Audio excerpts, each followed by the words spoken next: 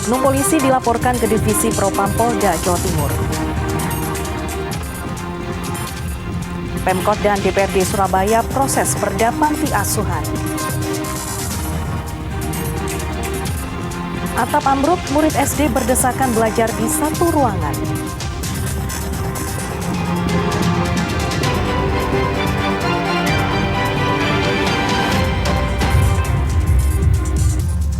Halo, saudara, apa kabar Anda hari ini? Kita berjumpa lagi dalam Kompas Jatim. Selain 3 informasi utama tadi, tim redaksi kami telah menyiapkan sejumlah informasi yang penting dan inspiratif lainnya. Bersama saya Vina Putri, kita jelang Kompas Jatim di Kompas TV, independen terpercaya.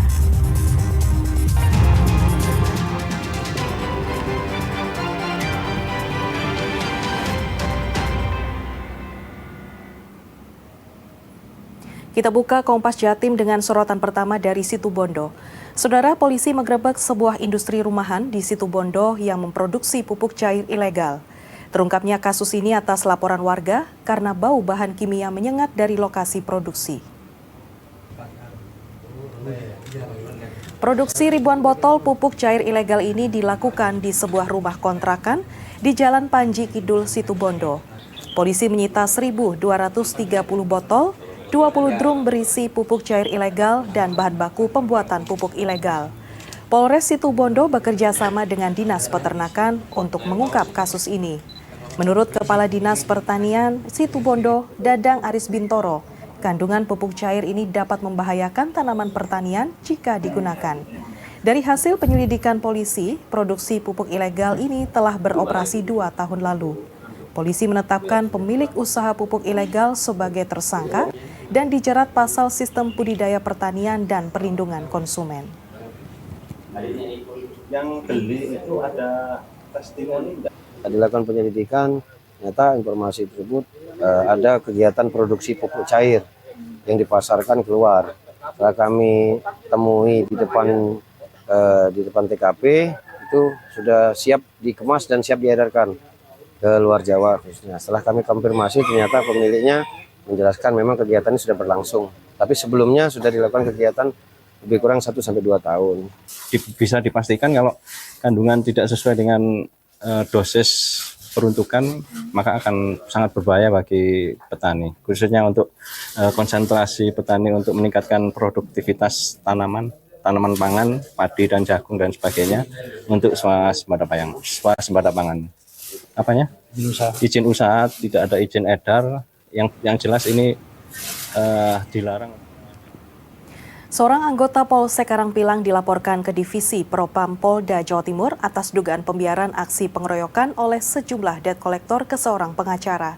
Saat ini tim penyidik telah memanggil sejumlah saksi, termasuk korban Cecep Muhammad Yasin.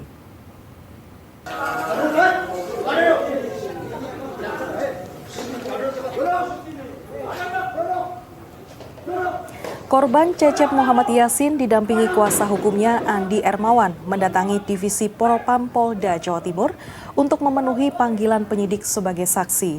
Cecep melaporkan anggota Polsek Karangpilang Surabaya yang diduga tidak memberikan perlindungan saat terjadinya aksi pengeroyokan. Selain memberikan keterangan kronologi pengeroyokan yang sempat viral di media sosial, Cecep juga memberikan sejumlah barang bukti penyidikan. Sebelumnya, pada 20 Januari lalu, korban telah mengajukan pengaduan kepada Divisi Propam Polda Jawa Timur terkait dugaan pembiaran oleh anggota polisi sehingga terjadi pengeroyokan yang merugikan korban. Ini kan bukan detail memenuhi panggilan dari Propam Polda Jatim berhubungan dengan perbuatan atau Polsek Karangpilang yang tidak menjalankan tugas pokok dan fungsinya sebagai polisi, yaitu tidak memberikan pengayuman, perlindungan, dan penindakan atas pidana yang dilakukan oleh segerombolan orang, sehingga akhirnya itu membahayakan bagi saya, di mana saya akhirnya mendapat penganiayaan sekitar lebih kurang 20 orang. Kami diperiksa untuk memberikan keterangan, menceritakan kronologis apa yang terjadi, kemudian harapannya apa. Tentunya harapan dari klien kita agar ditindaklanjuti laporan tersebut. Pak, berapa pertanyaan yang diajukan penyidik Pak dalam proses hari ini? Kurang lebih sekitar 25 pertanyaan. Kurang lebih 25 pertanyaan. Semua itu terkait dengan kronologis kejadian. Ya, jadi kayak kronologis, tentunya kan kejadian lah. Polda Jawa Timur menggelar operasi keselamatan Semeru menjelang Ramadan. Dalam operasi ini ada 4.000 lebih personil polisi dikerahkan untuk menyosialisasikan tertib berkendara dan menindak para pelanggar lalu lintas.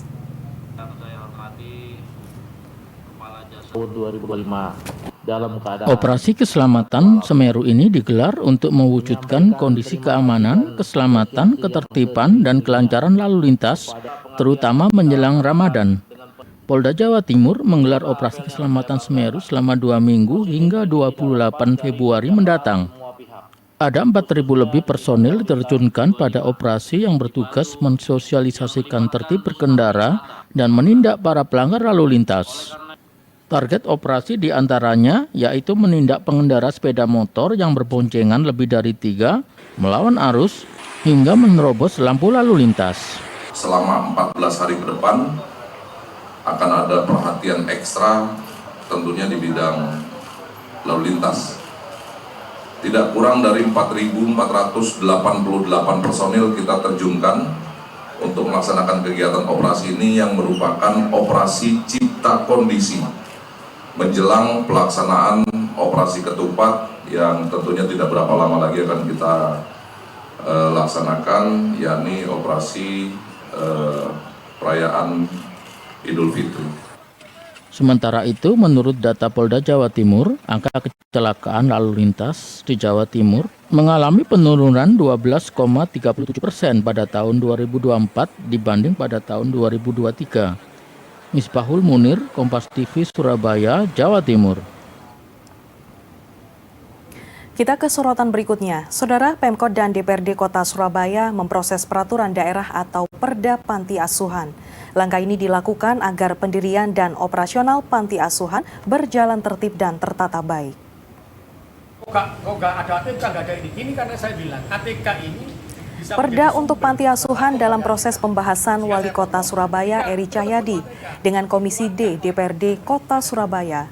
Wali Kota menyatakan panti asuhan perlu diatur keberadaannya, mengingat adanya kasus pelecehan seksual yang dilakukan pemilik tempat penampungan berkedok panti asuhan kepada anak asuhnya.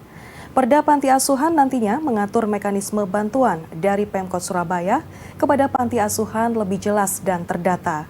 Selama ini sejumlah panti asuhan banyak memasukkan anak dari luar kota Surabaya, lalu didaftarkan sebagai warga Surabaya. Hal ini membuat anggaran Pemkot Surabaya menjadi bengkak.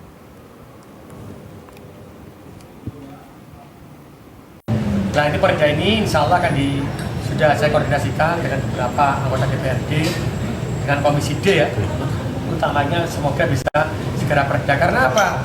Panti asuhan ini semakin banyak, semakin menjamur, dan ternyata Sinai Jero Panti tertulung Surabaya. Jadi dia bawa orang dari luar-luar, terus membentuk panti asuhan agar mendapatkan bantuan, dan uangnya ini tersalurkan kemana. Sehingga nanti insya Allah dengan perda itu, maka kita bisa membatasi LAP gawe panti asuhan, syaratnya harus begini, ini orangnya harus begini. Dan KB panti asuhan itu ngejak wong Jogo Surabaya, dilebok nang Surabaya, gawe panti asuhan. Setelah itu KTP-nya dirubah Surabaya, semua dibebankan dengan pemerintah Surabaya. Sebelumnya, Pemkot Surabaya melalui Dinas Kependudukan dan Pencatatan Sipil di Spenduk Capil memperketat kepengurusan kartu keluarga, terutama bagi panti asuhan. Ini karena banyak panti asuhan yang tidak berizin di Kota Pahlawan. Kepala Dispenduk Capil Kota Surabaya, Edi Kristianto, menyatakan kartu keluarga atau KK tersangka pemilik panti asuhan Budi Kencana di Baratajaya yang memuat 14 anggota keluarga sudah terbit tahun 2014. Sistem penerbitan KK orang tua angkat berlandaskan putusan pengadilan, seperti cara itu kini sudah tak bisa dilakukan. Sejak setahun terakhir, Dispenduk Capil Kota Surabaya memperketat kepengurusan KK, terutama bagi panti asuhan. Anak pindahan dari luar kota yang masuk KK alamat Surabaya harus punya akta kelahiran dari asalnya dahulu. Sebelumnya, terungkap panti asuhan tak berizin dipertanyakan Komisi D DPRD Surabaya, termasuk tempat penampungan anak berkedok panti asuhan. Di tempat ini, pemilik panti asuhan abal-abal melecehkan anak asuhnya. Wakil rakyat juga menyoroti penerbitan KK berisi 14 anggota keluarga yang ditertibkan di Spenduk Capil. Jadi kalau panti asuhan mau memasukkan membawa anak yatim yang memang dari luar harus mempunyai akte kelahiran dulu. Kecuali yang memang betul-betul mereka orang tuanya di Surabaya dan tidak ada, itu baru kita bisa proses. Itu pun juga kita kerjasama dengan Dinas Sosial, BP3A dan kepolisian untuk memastikan bahwa itu adalah bukan korban trafficking. Tahun 2014 ya, saya akan selidiki dulu aturannya seperti apa. Kalau yang sekarang. Seperti diinformasikan Kompas TV, pemilik panti asuhan Budi Kencana di Baratajaya, Surabaya tega mencabuli anak asuhnya dari Januari 2022 hingga Januari 2025. Setelah melakukan aksi bejatnya, pelaku mengancam korban secara psikis agar tidak melaporkan ke siapapun. Subdit 4 Renakta Ditreskrimum Polda Jawa Timur berhasil mengungkap kasus tindak pidana kekerasan seksual terhadap anak. Mirisnya kasus ini dilakukan NK, pemilik panti asuhan Budi Kencana, terhadap anak asuhnya yang berusia 15 tahun. Selama 3 tahun, pelaku mencabuli korban di ruang kosong di dalam panti asuhan. Bahkan korban pernah melayani pelaku tiap hari selama 1 minggu. Aksi keji ini terjadi Januari 2022 dan berulang hingga 20 Januari 2025. Pelaku mengancam korban secara psikis agar tidak melaporkan ke siapapun. Kasus terungkap pada 30 Januari 2025 setelah adanya laporan dari ibu asuh korban yang sudah cerai dengan pelaku sejak Februari 2022. 2022 Januari sampai dengan kemarin 20 Januari 2025. Ini eskalasinya ada dalam 1 bulan dia melakukan 2 kali atau 3 kali. Tapi pernah dari korban yang sekarang laporan di sini dalam 1 bulan itu dalam 1 minggu itu melakukan setiap harinya. Jadi dilakukan setiap hari. Sehingga dari itu menyambung pertanyaan yang terakhir itu bahwa kenapa dia melakukan, karena dia sudah merasa tidak kuat lagi menahan beban itu. Tersangka itu melakukan hanya di TKP, tapi kamar yang berbeda. Jadi Ulat bulu serang SDN 1 Kincang, Kabupaten Madiun. Usai jeda informasinya, tetaplah di Kompas Jatim.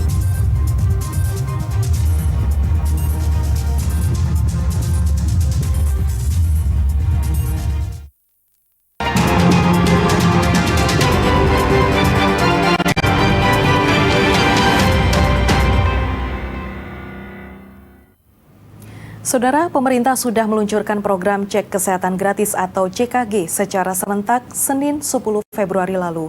Untuk itu, pemerintah menyiapkan anggaran 4,7 triliun rupiah. Anggaran tersebut untuk melayani 100 hingga 120 juta warga Indonesia dari target awal 220 juta warga. Pemerintah menyiapkan anggaran 4,7 triliun rupiah untuk program cek kesehatan gratis atau CKG secara nasional. Anggaran tersebut semula untuk melayani 220 juta warga Indonesia. Namun karena ada efisiensi anggaran, maka warga Indonesia yang terlayani cek kesehatan gratis sekitar 100 juta hingga 120 juta jiwa. Menteri Kesehatan Budi Gunadi Sadikin mengaku anggaran 4,7 triliun untuk 1 tahun pelaksanaan program cek kesehatan gratis. Ditargetkan dalam 5 tahun ke depan, ada 250 juta jiwa penduduk Indonesia terlayani program ini. Ini kan targetnya 200. Menurut saya mungkin dalam 5 tahun lah bisa 250 juta. Awal-awalnya pasti kan ya saya kalau tahun ini aja udah bisa 100 juta, saya udah senang sekali. Kan bisa 100 juta aja yang dicek siapa. Kan datanya nanti masuk, kita bisa lihat, bisa luas punya wartawan, kita minta juga untuk bantukan. Kesehatan itu harus jadi milik kita, harus di-own oleh kita, nggak bisa dipaksa oleh pemerintah, nggak bisa dalam bentuk program, tapi harus Terkait cek kesehatan gratis, warga sangat antusias mengikuti program ini di Puskesmas Manukan Kulon, Surabaya. Mereka menilai program yang digagas Kementerian Kesehatan tersebut sangat membantu dan bermanfaat untuk deteksi dini kesehatan dari penyakit kronis.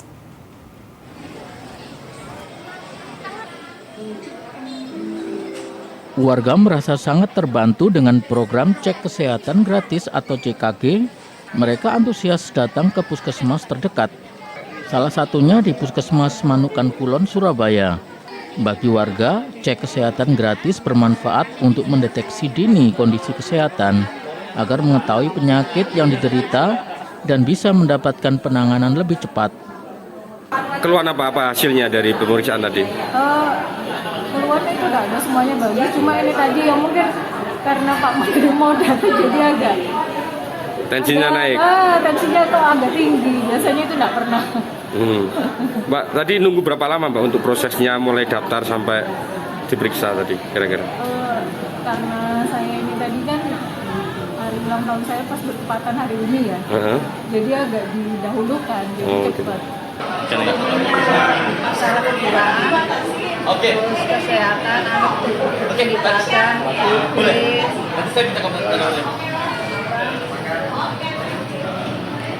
kesehatan lah ya Bu ya.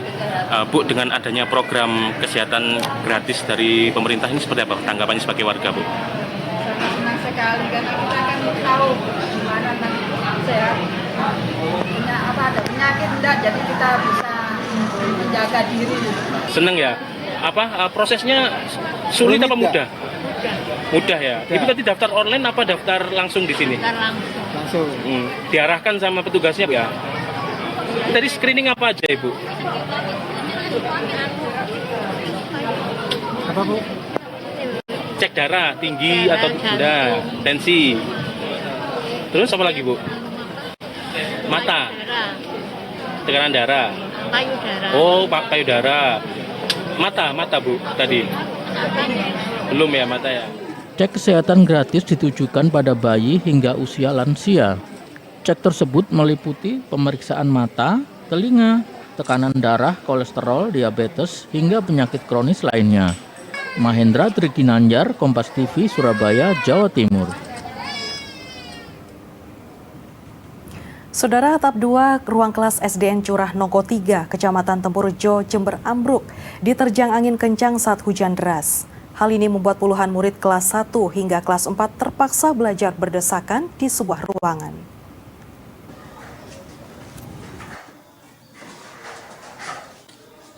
Murid kelas 1 dan kelas 2 SDN Curah Nongko 03 Kecamatan Tempurjo, Jember terpaksa belajar di ruang kelas 4 dengan berdesakan.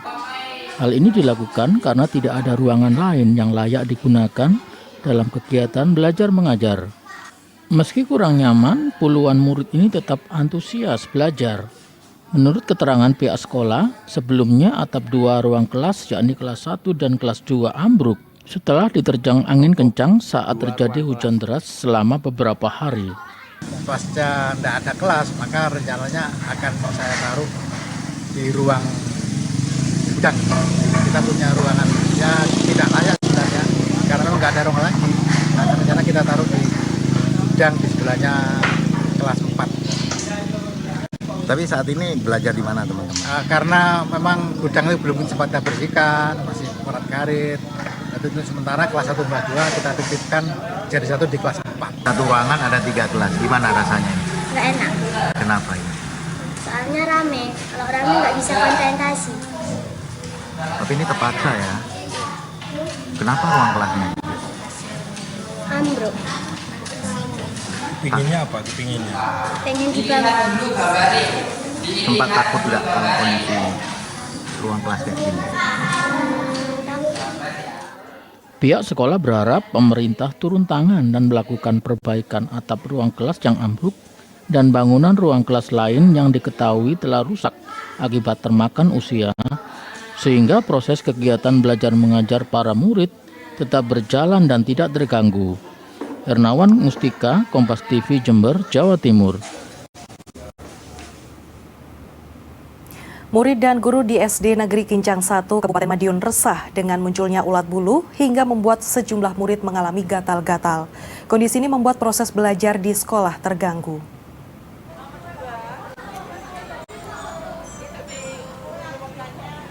Murid dan guru di SDN 1 Kincang, Kecamatan Jiwan, Kabupaten Madiun resah akibat munculnya banyak ulat bulu yang bersarang di sejumlah pohon mangga.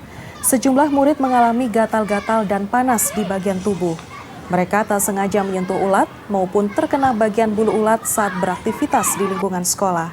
Guru menolong para murid yang mengalami gatal dengan mengolesi minyak kayu putih dan bedak di bagian tubuh. Sekolah meminta bantuan tim pemadam kebakaran untuk membasmi koloni ulat bulu dengan menggunakan cairan sabun, pestisida, dan disemprot air dengan tekanan tinggi. Tahu nggak itu kena apa? Kayaknya kena ular. Kena ular. Terus kok tahu ulat itu? Soalnya banyak ular. Oh, di pohon apa? Di pohon apa? Pohon mangga. Terus waktu itu adik lapor ke guru atau gimana? Dia minta dibeding. Gitu. Waktu habis kena tuh tanda-tandanya apa? Gejalanya gatal, bentol atau gimana? Gatal terus bentol. Pembausmian yang kita laksanakan pada hari ini yaitu dengan menggunakan suatu mulai dari sabun cairan, jadi yang mulai dari sabun, pestisida. Jadi intinya cairan-cairan yang untuk pembasmi ulat. Nah, kenapa kita menggunakan itu ya agar ulat itu bisa mati dan tidak bersarang lagi di pohon mangga. Usai jeda kami hadirkan lukisan artistik dengan teknik lidi. Tetaplah bersama kami.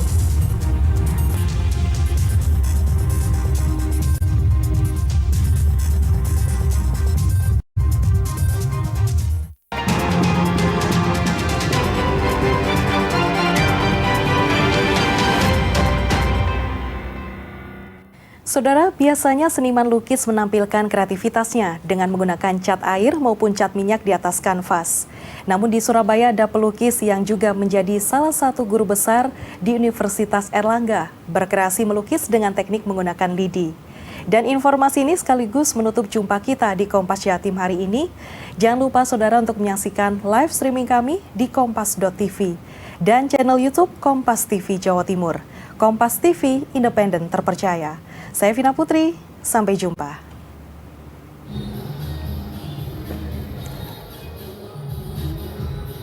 Inilah sejumlah lukisan karya seorang seniman di Surabaya yang juga merupakan salah satu guru besar bidang akuntansi di UNER. Di tengah kesibukannya menjadi guru besar, Profesor Bambang Cahyadi bahkan mampu membuat 30 lukisan menggunakan teknik lidi saat waktu luang. Bahkan karya artistiknya ini sempat dipamerkan di Balai Pemuda Surabaya.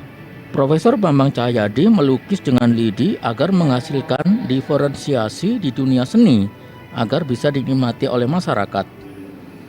Ia memilih lidi bukan karena kesengajaan. Pada tahun 1998, dirinya secara tak sengaja mencoba lidi untuk digunakan sebagai alat lukis. Hasilnya tak main-main, menghasilkan lukisan yang halus namun bertekstur. Dengan lidi ini ternyata bisa membuat lukisan yang naturalis tapi juga bertekstur.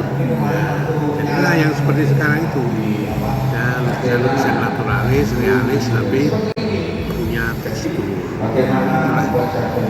Kemudian dikembangkan sampai sekarang itu mungkin gaya saya ya. Style saya ya melukis dengan lidi. Pameran lukisan dengan teknik lidi yang pernah digelar Profesor Bambang Cahyadi merupakan ide Ignatius, mantan mahasiswa sang profesor yang ingin berkontribusi memajukan bidang seni lukis di tanah air. Relasi-relasi beliau cukup luas dan bagi kami Mas Ben ini unik. Benarnya adalah lengkapnya, dia sampai mentok di profesi. Tapi beliau masih menyempatkan diri untuk menyalurkan hasrat melukis. Ini bagi saya aneh, saya seorang Afrikan tapi nggak ada jiwa seni belas itu. Tapi Mas Ben ini aneh juga. Apalagi lebih aneh lagi melukisnya dengan lidi. Sejumlah karya lukis Profesor Bambang beraliran naturalis realis, merupakan ekspresi seni dari perjalanan panjang sang profesor mengawali karir seninya sejak tahun 1998 hingga tahun 2025. Alfian Rahman, Kompas TV, Surabaya, Jawa Timur.